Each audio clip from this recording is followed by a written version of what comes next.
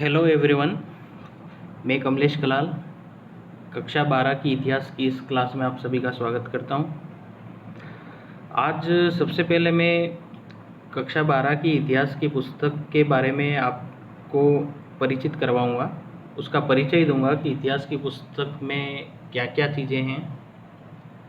सबसे पहले तो इतिहास की आपकी जो 12वीं की जो पुस्तक है उसके 3 भाग हैं, भाग 1, भाग 2 और भाग 3, जिसमें हम भाग 1 शुरू करने जा रहे हैं, जिसका कवर पेज मैं आपको बताता हूँ।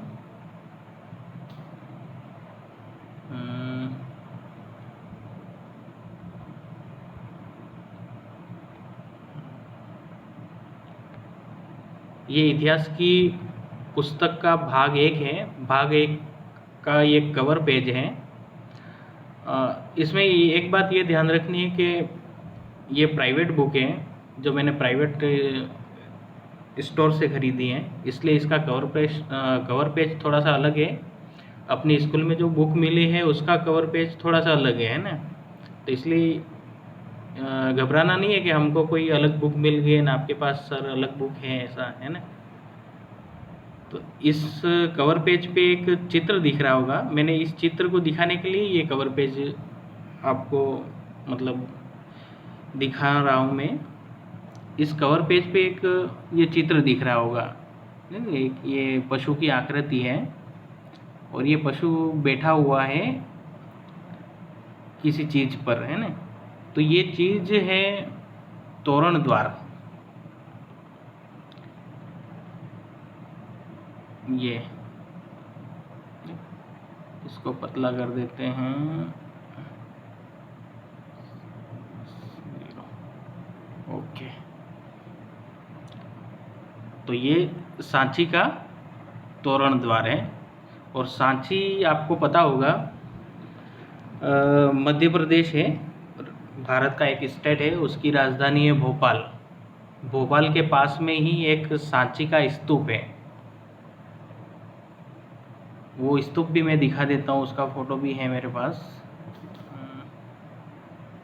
ये रहा, ये सांची का स्तूप है। गौर से देखोगे आप तो देखो कितना सुंदर है। कभी मध्य प्रदेश घूमने का मौका मिले तो ये स्तूप देखने ज़रूर जाना। तो ये कहलाता है तोरण द्वार। एक मिनट, ये तोरण द्वार है, ये हिस्सा ये तोरण द्वार कहलाता है। और ये पीछे जो बना हुआ है वो स्तूप है, ठीक है। इसके बाद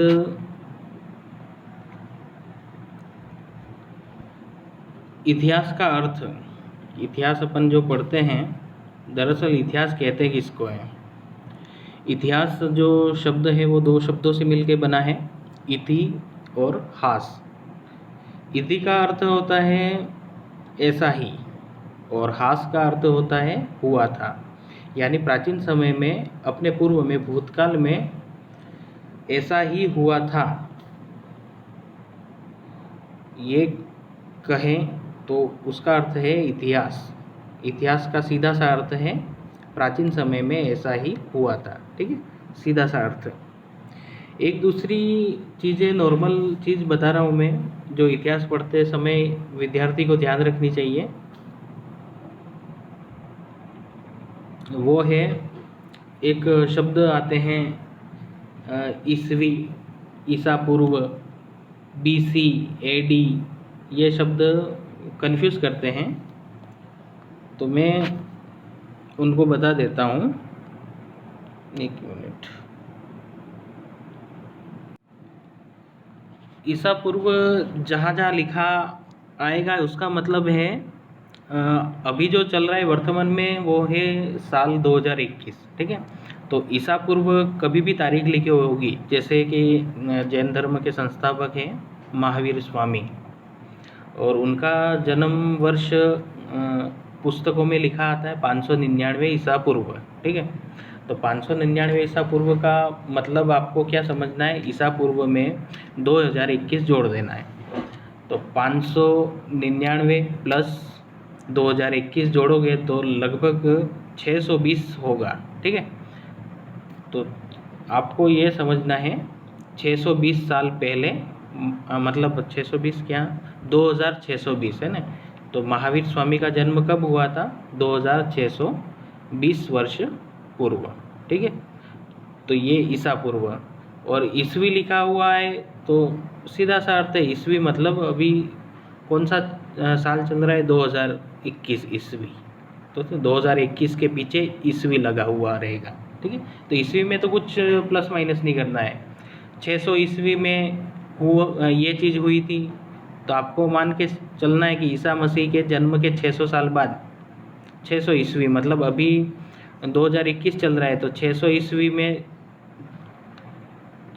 ये हुआ था जो भी चीज़, तो लगभग आज से 1400 साल पहले हुआ था, ऐसा मान लेना है, ठीक है।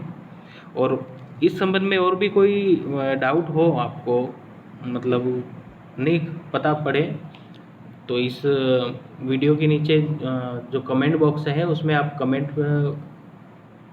में पूछ सकते हो कि ये चीज़ समझ में नहीं आई, या आप विद्यालय का जो भी व्हाट्सएप ग्रुप है या मेरा पर्सनल जो व्हाट्सएप नंबर है उस पर भी आप मैसेज करके कुछ भी जानकारी इससे संबंधित पूछ सकते हो, ठीक है। तो ये तो हिंदी के शब्द थे, ईस्वी और ईसा पूर्व। उसी तरीके से अंग्रेजी के भी शब्द होते हैं बीसी और एडी, ठीक है। बीसी का अर्थ होता है बिफोर क्राइस्ट। बिफोर क्राइस्ट मतलब ईसा मसीह का जो जन्म हुआ उससे पहले का समय बिफोर क्राइस्ट कहलाता है, ठीक है। तो बिफोर क्राइस्ट को अंग्रेजी में शॉर्ट अक्षरों में बीसी लिखा हुआ होता है। और एक होता है एडी। एडी का मतलब होता है एनो डोमिनी, ठीक है।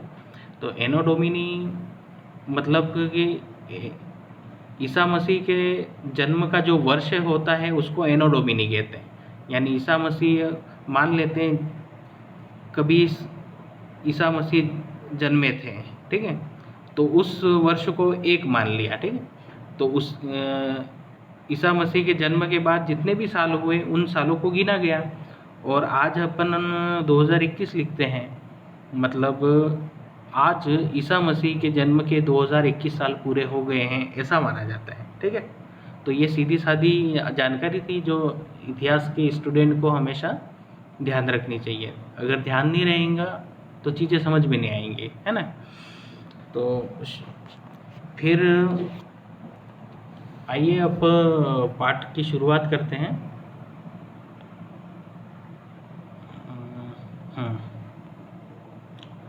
तो आपका जो इतिहास का जो पहला भाग है उस पहले भाग का पहला पाठ है ईंटें, मनके और अस्थियाँ।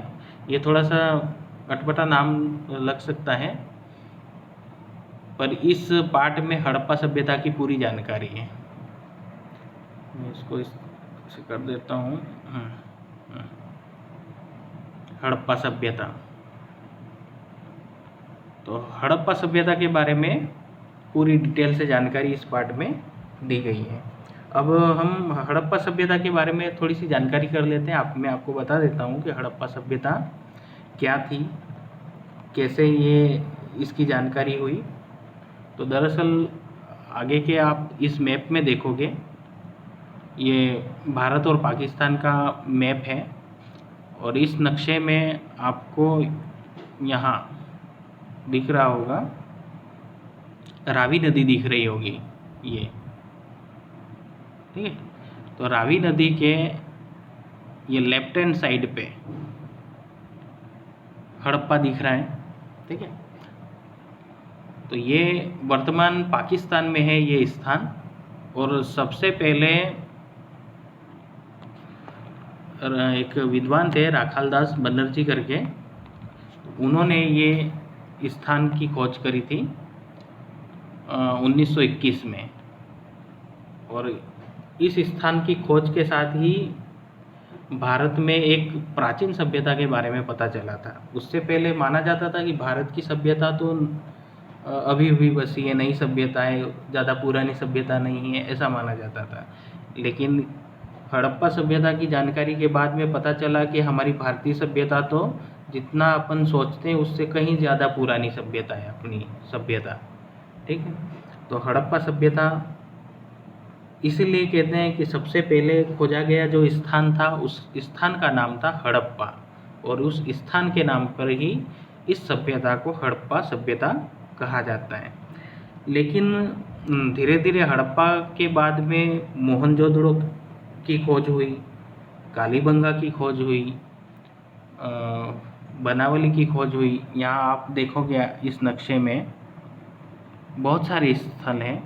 धोलावीरा की खोज हुई, नागेश्वर की, रंगपुर की, लोथल की, राखीगढ़ी है, मिठाथल है, मांडा जो जम्मू कश्मीर में है, आमरी है, बालाकोट है, मतलब बहुत सारे जगहों से इस सभ्यता के स्थल खोजे गए। तो इस सभ्यता के स्थल सिंधु नदी के आसपास थे, तो कई विद्वानों ने इसको सिंधु घाटी सभ्यता का नाम दिया। ठीक है, तो हड़प्पा सभ्यता, एक तो हड़प्पा सभ्यता नाम हो गया, दूसरा नाम था सिंधु घाटी सभ्यता, और एक तीसरा नाम कि इस ऐसा आपने माना जाता है शास्त्रों में कि प्राचीन समय में यहाँ राजस्थान के उत्तरी भाग से, जहाँ ये कालीबंगा लिखा हुआ है यहाँ पर इस क्षेत्र में, है ना, तो यहाँ पर एक प्राचीन नदी बहती थी, और उस नदी को विद्वानों ने सरस्वती नदी का नाम दिया है। तो ऐसा माना जाता है कि प्राचीन समय में यहाँ इस भाग में सरस्वती नदी बहती थी, इसलिए इस सभ्यता को कई विद्वानों ने सिंधु सरस्वती सभ्यता का भी नाम दिया है। तो पहली बात तो ये ध्यान रखनी है अपने को कि ये तीन नाम ज़्यादा फेमस है। एक तो हड़प्पा सभ्यता, एक है सिंधु घाटी सभ्यता, और एक है सरस्वती सभ्यता, सिंधु सरस्वती सभ्यता। अब खोजकर्ता कौन थे सबसे पहले? तो हड़प्पा सभ्यता के खोजकर्ता थे राखालदास बनर्जी, और कब खोजा? तो 1921 में। ये चीज़ हमेशा ध्यान रखनी है हड़प्पा सभ्यता के बारे में पढ़ने से पहले। ठीक है, तो ये चीज़ आनी चाहिए कि इसके खोजकर्ता कौन थे? राखालदास बनर्जी। ठीक है, और कब खोजा गया हड़प्पा सभ्यता को? तो 1921 में। तीसरी बात, हड़प्पा जो स्थल है, हड़प्पा सभ्यता में सबसे पहला खोजा गया स्थल हड़प्पा ही था। तो हड़प्पा स्थल कहाँ पर है? तो वर्तमान में पाकिस्तान में, भारत में नहीं है। ठीक है, तो पाकिस्तान में भी किस नदी के किनारे पर है? तो वो रावी नदी के किनारे पे है। ठीक है, और एक रोचक जानकारी और ध्यान रखो तो रावी नदी के भी लेफ्ट हैंड साइड, मतलब बाएं तट पर है ना। तो रावी नदी के बाएं तट पर हड़प्पा स्थल स्थित है। कहाँ स्थित है? तो पाकिस्तान में स्थित है। तो ये थोड़ी सी जानकारी आपको ध्यान रखनी चाहिए। ठीक है, आगे इस सभ्यता के बारे में बात करें तो हड़प्पा सभ्यता कहें या सिंधु घाटी सभ्यता, तो इस सभ्यता की सबसे अनोखी वस्तु है हड़प्पाई मुहर। ठीक है, अब हड़प्पाई मुहर क्या है? तो मुहर का चित्र आप यहाँ पर देख सकते हो। ठीक है, इस चित्र में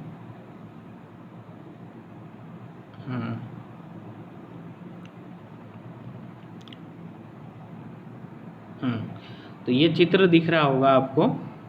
इस चित्र में एक पशु अंकित है, और पशु दिखने में थोड़ा थोड़ा गाय की तरह, बैल की तरह, घोड़े की तरह, मतलब एक काल्पनिक पशु है, ये कोई वास्तविक पशु नहीं है।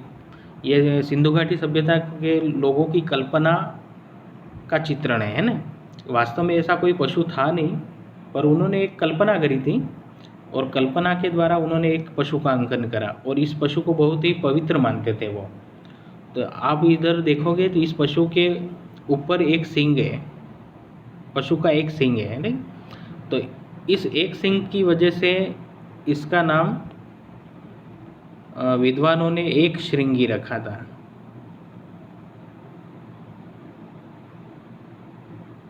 ठीक है, तो एक श्रृंगी, और अंग्रेजी में इसको कहते हैं यूनिकॉर्न। तो तो यूनिकॉर्न और एक श्रृंगी, इस पशु का अंकन हड़प्पाई मोहर पर है। इस पशु के ठीक ऊपर ये आप देखोगे छोटे छोटे एक चित्राक्षर बने हुए चित्र के टाइप में, कि कोई मछली जैसा ये दिख रहा होगा, डंडे खींचे हुए हैं, कुछ ये तीर के निशान हैं। तो ये एक तरह से चित्र हैं लेकिन एक लिपि में है। अब लिपि आप समझ गए होंगे कि किसी भी भाषा को लिखने का जो रूप होता है वो लिपि कहलाता है ना। तो मतलब अभी जो अपन भाषा लिखते हैं हिंदी भाषा, तो हिंदी भाषा को लिखने के लिए आ ई ये जो अक्षर लिखे जाते हैं वो लिपि कहलाते हैं। तो सिंधु घाटी सभ्यता के लोगों ने भी एक लिपि का आविष्कार किया था और उस लिपि को अपनी मोहरों पे उत्कीर्ण भी किया था। उत्कीर्ण मतलब लिखा था, खोदा था उसको, है ना। तो उत्कीर्ण करा था। लेकिन इस लिपि की सबसे बड़ी विशेषता ये है कि कई विद्वानों ने इस लिपि को पढ़ने की कोशिश की है, लेकिन आज तक किसी के भी समझ में नहीं आई। मतलब ये लिखा क्या है, उन्होंने क्या लिखने का प्रयास किया था, तो वो प्रयास आज तक समझ में नहीं आया किसी भी विद्वान को। कोई भी विद्वान इस लिपि को पढ़ पाने में सक्षम नहीं हो पाया है। इस चित्र के नीचे मतलब एक श्रृंगी के ये चित्र है, उसके नीचे ये एक लैंप जैसा चित्र बना हुआ है। ये हर मोहर में मिल जाएगा। मतलब हड़प्पा सभ्यता में लगभग 3-3,500 मोहरें मिली हैं। तो उन मोहरों में ये लैंप का चित्र हमेशा इधर मतलब हर मोहर पर दिख जाता है, ठीक है। तो ये 3 खास चीज़ें हैं इस मोहर पे। एक तो है एक श्रृंगी यूनिकॉर्न, दूसरा है इसकी लिपि जो कि आज तक नहीं पढ़ी गई है। हालांकि प्रयास बहुत से विद्वानों ने करा है, लेकिन कोई भी उस नतीजे पे नहीं पहुंचा है जिस नतीजे पर कहा जा सके कि हाँ वास्तव में इस लिपि को पढ़ लिया गया कि सिंधु घाटी की सभ्यता के लोगों ने क्या लिखा था वो कोई समझा हो, ऐसा नहीं हुआ है अभी तक। तो इसके बारे में ये जानकारी, ठीक है। एक अगली अपन बात करते हैं। तो सबसे पहली बात तो ये थी कि सिंधु घाटी सभ्यता की सबसे विशिष्ट पुरावस्तु कौन सी है, तो हमेशा ध्यान रखना है मोहरे, ठीक है। और मोहरों का ये चित्र भी आपको मैंने अच्छी तरह से समझा दिया है कि मोहर में होती क्या है, कैसे होती है। ये चित्र भी यहाँ पर अच्छे तरीके से मैंने आपको बता दिया है। बाकी इस मोहरों की बात करें तो ये मोहरें बनती कैसे थी, तो मोहरें वैसे तो विभिन्न वस्तुओं से बनती थी, लेकिन ख़ास तौर पर ये मोहरें सेलखड़ी नामक एक मुलायम पत्थर से बनाई जाती थी। सेलखड़ी अभी आप छोटे होंगे तो स्लेट और पेम देखी होगी आपने, पेम से लिखते होंगे। तो पेम जो होती है वो आपने अनुभव की होगी कि कितनी मुलायम होती है ना। तो जो पेम है वो भी एक तरह का पत्थर है, लेकिन वो मुलायम पत्थर है, तो इससे स्लेट पर आप आसानी से लिख सकते हो। उस तरीके से अब पेंसिल की नुक्की भी देखी होगी आपने, ठीक है, कोई कहने की बात नहीं। तो उसकी नोक भी कितनी आप उससे छू कर देखोगे तो आपको उसका मुलायमपन महसूस हो जाएगा, है ना। तो वो ग्रेफाइट से बनी होती है। तो उसी तरीके से ये जो मोहरें थी वो भी एक पत्थर से बनी थी। उस पत्थर का नाम है सेलखड़ी पत्थर। ध्यान रखना है, हमेशा नोट कर लेना है कि सिंधु घाटी सभ्यता में जो मोहरें प्राप्त हुई है वो किस पत्थर से बनी हुई है, तो सेलखड़ी पत्थर से। और सेलखड़ी पत्थर कैसा है, मुलायम पत्थर।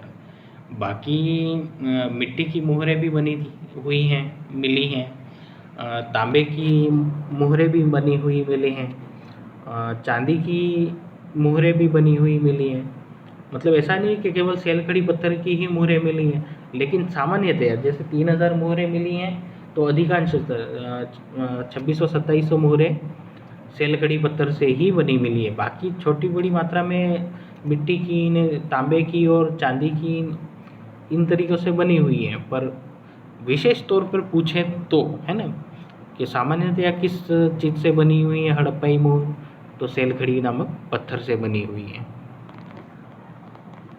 अब यहाँ पर ये हड़प्पा सभ्यता में जब खुदाई की गई तो उत्खननकर्ताओं को ये विशिष्ट पूरा वस्तुएं मिली। उत्खननकर्ता का अर्थ बता दूं मैं, जो जिस स्थल पर खुदाई चलती है उसका जो नेतृत्व करता है वो उत्खनन करता है, जो खुदाई का काम करता है।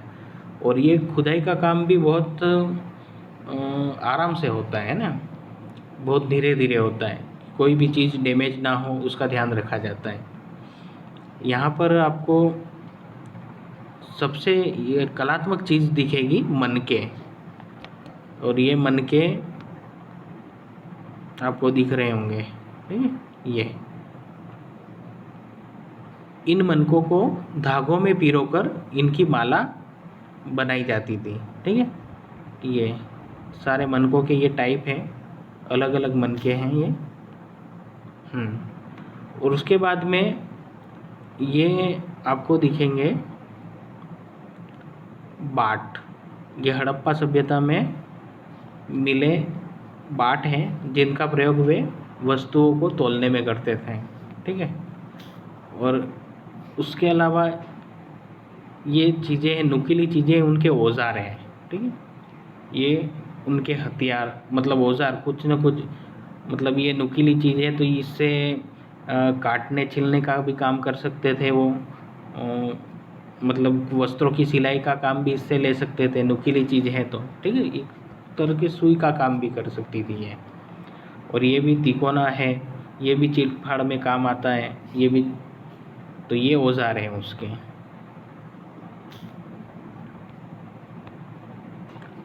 यहाँ पर एक बॉक्स में पारिभाषिक शब्द, स्थान और काल दिया गया है, और इसमें सभ्यता और संस्कृति के बारे में बताया गया है। तो मैं आपको बता दूं कि सभ्यता और संस्कृति में क्या अर्थ है, ठीक है। तो सभ्यता का सीधा सा अर्थ है कि भौतिक सुख सुविधाओं की वस्तु है, ठीक है। जैसे बड़े बड़े मकान हैं, सड़कें हैं, नहरें हैं, पुल हैं, आलीशान बंगले हैं, तो ये सारे भौतिक सुख सुविधा की जो वस्तुएं हैं सारी, वो सभ्यता की श्रेणी में आती हैं। और संस्कृति की श्रेणी में क्या आता है? संस्कृति किसे कहते हैं? तो संस्कृति में मनुष्य के विश्वास, मतलब वो किन चीज़ों में विश्वास करता है, वो मतलब धर्म कौन सा है उसका, पहनावा कैसा है उसका, खान पान कैसा है, व्यवहार कैसा है, आचार विचार कैसा है, तो ये सारी चीज़ें संस्कृति कहलाती है, ठीक है। तो सभ्यता मतलब बाहरी दिखावा होता है सभ्यता का मतलब, लेकिन संस्कृति मतलब आंतरिक चीज़ होती है, वो अंदर से उत्पन्न होती है संस्कृति, है ना। किसी के विचार हैं तो वो विचार उसके अपने विचार है ना, उसके अंदर विचार है, तो वो कैसे विचार करता है, कैसे व्यवहार करता है, किस धर्म का पालन करता है, कौन से भगवान को मानता है ना, तो वो सब उसकी संस्कृति का अंग कहलाता है। तो सभ्यता और संस्कृति में ये मुख्य अंतर है। दूसरा ये अंतर है कि सभ्यता को मापा जा सकता है, ठीक है। इतने बंगले, इतने पुल, इतनी सड़कें, इस तरीके से, लेकिन संस्कृति को मापा नहीं जा सकता है ना, कि किसके मतलब धर्म कितना महान है, तो महान है तो महान है, वो उसको मापने का तरीका नहीं है। हाँ, कहा जरूर जा सकता है कि अपना धर्म महान है, ये धर्म ऐसा है, यूँ है ना। वैसे दुनिया के सारे धर्म सर्वश्रेष्ठ हैं, सब अपने आप में अच्छे हैं, पर यूँ आचार विचार, विश्वास, उसका विश्वास और किसी का व्यवहार, है ना, तो व्यवहार ऐसे कह सकते हैं कि इनका व्यवहार ठीक नहीं है, लेकिन आप इसको किसी चीज़ में माप थोड़ी सकते हो कि मतलब ये इनका व्यवहार इतना किलो है ना, इतना किलो अच्छा है, इतना है, इस तरीके से, है ना। पारिभाषिक शब्द में मतलब इसको तोला या मापा नहीं जा सकता है संस्कृति को। और एक तीसरी बात है कि सभ्यता नष्ट हो सकती है ना। जैसे सिंधु घाटी सभ्यता नष्ट हो गई, लेकिन संस्कृति निरंतर चलती रहती है ना। तो सिंधु घाटी सभ्यता के लोगों की जो संस्कृति थी वो आज के भारतीय लोगों में भी परंपरागत रूप से चली आ रही है ना।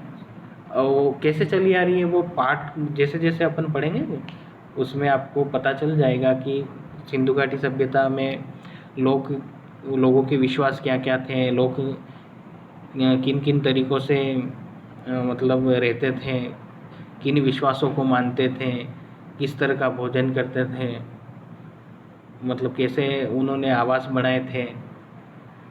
तो ये चीज़ें पाठ पढ़ते हुए अपने को ध्यान में आ जाएंगी। बाकी इस चीज़ मतलब इस पुस्तक का प्रयोग कैसे करना है, पुस्तक को पढ़ते समय क्या चीज़ें ध्यान रखनी है, उसका जिक्र यहाँ पर है। आप पाठ के पहले ही आपको दिख जाएगा। जैसे मैं आपको दिखा देता हूँ एक फ़ोटो, ये वाला पेज आप ज़रूर पढ़िएगा। इस पेज में आपको दिखाया गया है कि इस पुस्तक का प्रयोग कैसे किया जाए। उसमें डिटेल से जानकारी है, बहुत ही अच्छी जानकारी है, आप वो समझ जाओगे ना। और इसमें एक बात विशेष तौर पे कही गई है कि काल रेखाएं जो हैं वो अध्याय के अंत में दी गई है, और ये परीक्षा के मूल्यांकन हेतु नहीं है। यानी इससे कोई भी परीक्षा का आपका बोर्ड परीक्षा में जो प्रश्न आएंगे वो इस काल रेखा से नहीं आएंगे, लेकिन ये काल रेखाएं पढ़नी चाहिए, है ना, क्योंकि काल रेखा पढ़ने से इतिहास में मज़ा आता है ना। तो अपनी रुचि के अनुसार पढ़ना, है ना, बोझ मान के मत पढ़ना काल रेखाओं को कि कितने समय में क्या क्या चीज़ें हुई थी, क्या क्या नहीं हुआ था, इस तरीके से। तो आज की क्लास में मैंने सोचा था परिचय कराने का इतिहास से आपको, तो इतिहास से मैंने परिचय करा दिया है।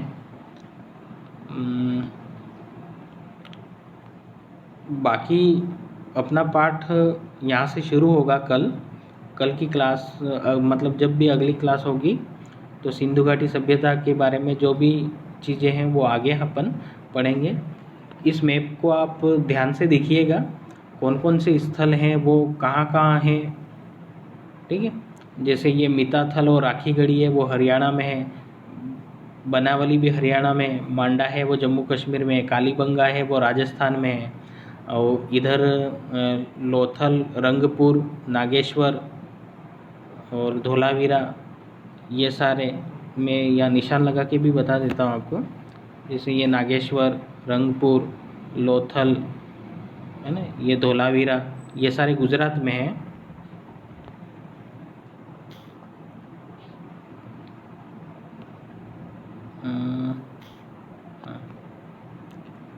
और ये कालीबंगा है, बनावली, कालीबंगा राजस्थान में है, बनावली, राखीगढ़ी और मिताथल ये हरियाणा में है। बाकी ये हड़प्पा पाकिस्तान में है। इसके बाद मैं और भी बता देता हूँ, ये मोहनजोदड़ो, आमरी, बालाकोट, चन्हूदड़ो, कोट दीजी, तो ये सारे स्थल हैं वो पाकिस्तान में है, ठीक है। अब मैं 2-3 प्रश्न आपसे पूछूंगा, वो कमेंट बॉक्स में आपको लिख के डालने हैं, उत्तर देना है कमेंट बॉक्स में आपको। मैं आपसे 3 प्रश्न पूछूंगा जिसके उत्तर आपको कमेंट बॉक्स में देने हैं। सबसे पहला प्रश्न है कि महात्मा बुद्ध का जन्म 563 ईसा पूर्व में हुआ था। ध्यान से सुनना है, ठीक है। महात्मा बुद्ध का जन्म 563 ईसा पूर्व में हुआ था। तो आपको बताना है कि आज से कितने साल पहले महात्मा बुद्ध का जन्म हुआ था। और मैंने आपको इसकी विधि भी बताई है कि कभी भी ईसा पूर्व आए तो आपको क्या करना है, ठीक है। तो पहले प्रश्न का उत्तर आपको कमेंट बॉक्स में लिखना है। दूसरा प्रश्न है, हड़प्पाई जो मोहर है जिसका चित्र भी मैंने आपको बताया था, तो हड़प्पाई मोहरें जो मोहर होती हैं वो मुख्यतया किससे निर्मित हैं? हड़प्पाई मोहरें मुख्य रूप से किस चीज़ से निर्मित हैं, वो भी मैंने आपको अच्छी तरह से समझाया था।